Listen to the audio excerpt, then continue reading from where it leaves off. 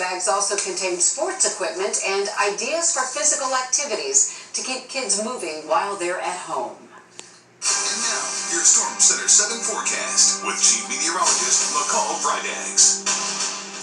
Well, after a very active night last night, we're looking at much better conditions across the Miami Valley leading into this upcoming weekend.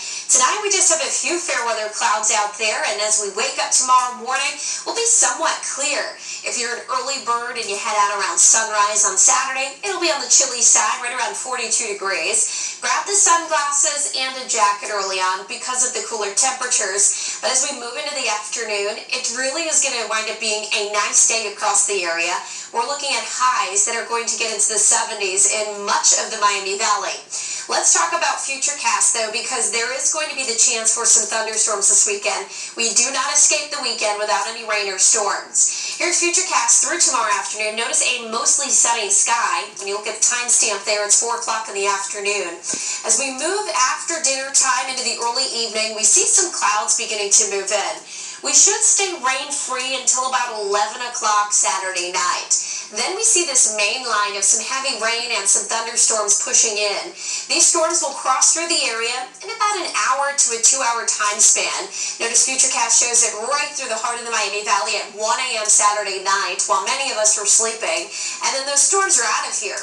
By Sunday morning, there will be a few leftover showers to start the day, followed up by some gusty winds and some sunshine as we finish the afternoon. So in between Saturday and Sunday, there is going to be that stormy threat.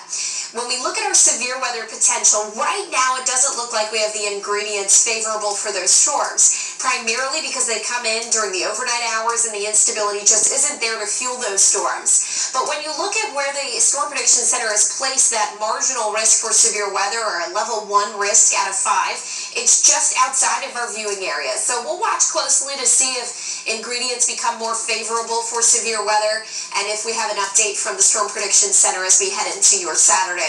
But for now, it'll be mainly thunderstorms and some gusty winds. Let's talk about the gusty winds. Here is 8 a.m. or 8:30 a.m. on Saturday. About breezy 5 to 15 mile per hour winds early on. But as we move into the afternoon, we start to see some wind gusts 20 to 25 miles per hour as that cold front gets a little bit closer to the area.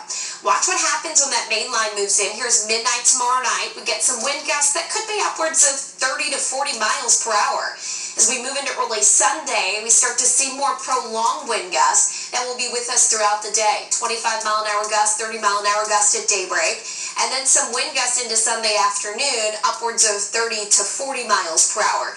Not damaging winds like we saw last night, but certainly significant enough that if you have any loose items outside that could get caught in those winds, tie them down or bring them inside. Futurecast rainfall potential, we're about a half an inch at most for most of us, and that would be in areas that do see the heavier rain with those storms as they come through. So here's a recap for tomorrow, 42 at 7 a.m. We get to about the upper 60s to low 70s for a high tomorrow afternoon with lots of sunshine.